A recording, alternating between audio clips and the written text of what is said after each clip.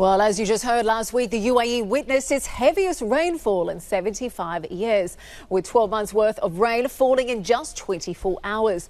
Dubai Airports was forced to reschedule more than 2,000 flights over several days as the busiest international airport in the world dealt with this unprecedented weather event.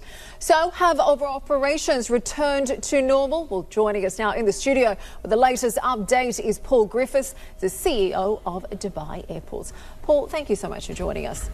So certainly a very busy 7 days for you, I imagine. You know, we mentioned the huge amount of rainfall that fell in the UAE in just 1 week. Tell me, how many flights were diverted, were cancelled? How did you deal with this one-of-a-kind event here in Dubai?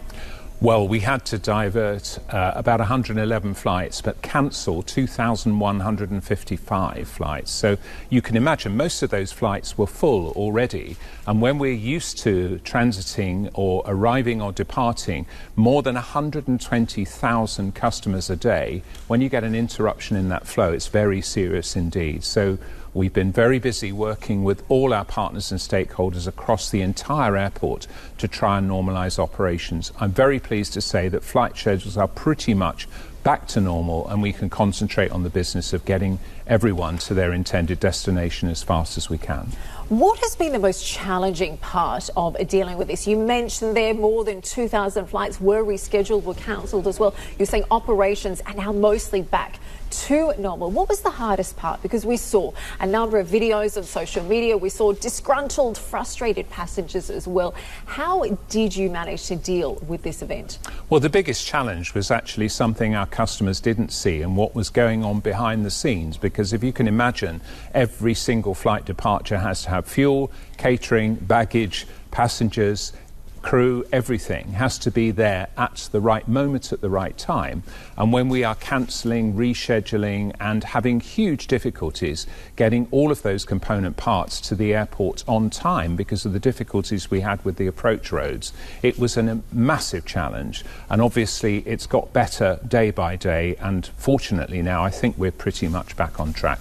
There's just quite a large issue with the number of bags that we've had to leave behind. There are a few thousand out on the tarmac that we're dealing with as quickly as we can. And I want to ask you about that luggage in just a moment, but first tell me, you're saying operations are mostly back to normal, and it's certainly been challenging because you're dealing with major airlines here in Dubai like Emirates airline, like Fly Dubai, but also a number of other international carriers as well. So tell me, if I go to the airport bright and early tomorrow morning, can I expect any delays, or will it be business as usual? I think it will be business as usual. We've got 104 airline customers at DXB. Best advice to customers, as it has been throughout the week, check with the airline, check with the airport website, and then go to the airport if the schedules are intact.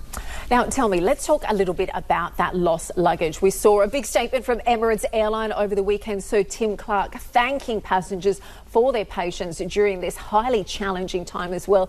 Now, he said they've organised a special task force to try and ensure that the 30,000 pieces of misplaced baggage is now going to be returned to their rightful owners. Now, this is locally and internationally as well. Tell me, how on earth do you tackle something like that? What is Dubai Airports doing to ensure the luggage is being returned to its respectful owners?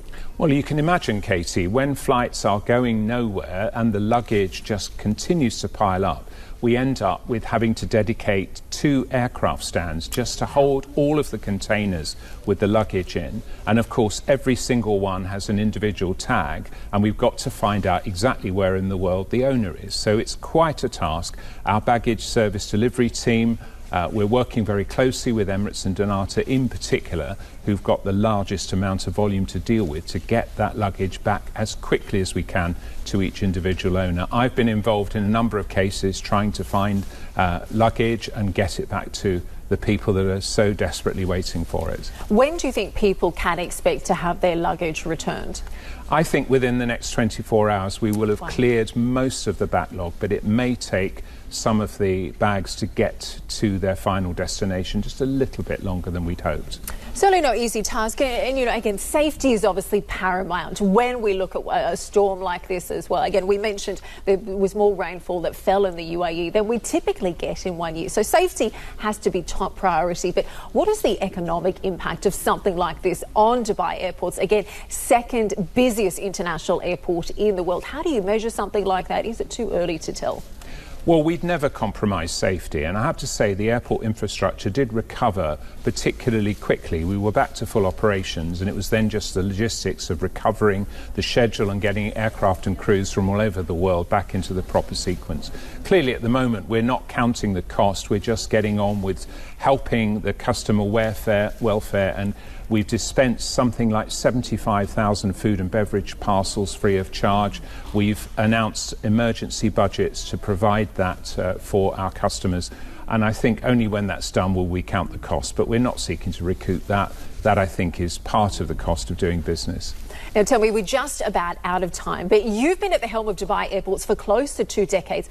I imagine you've never seen something like this before, but tell me, does it change the way you plan the airport in the future? Can we expect to see any new additions in technology or AI in the years ahead? I think we have to, because the flow rate of the airport is now higher than it's ever been. And as we've demonstrated over the last week, any interruption to that flow is like leaving the bath taps running with the plug still in. So we can't allow that to happen again. There's going to be a huge investment in systems and technology to make sure we're far more resilient in the future. We were doing that anyway, and actually a lot of those have actually been in place for a while, but we will continue to perfect them to stop that happening again. Well, Paul, look, thank you so much for joining us this evening. I know it's been such a busy day, a busy week for you as well. We really appreciate you stopping by and giving us the latest update. Thank you. Thank you. Good luck with all that luggage too. Thank you very much. Thank you.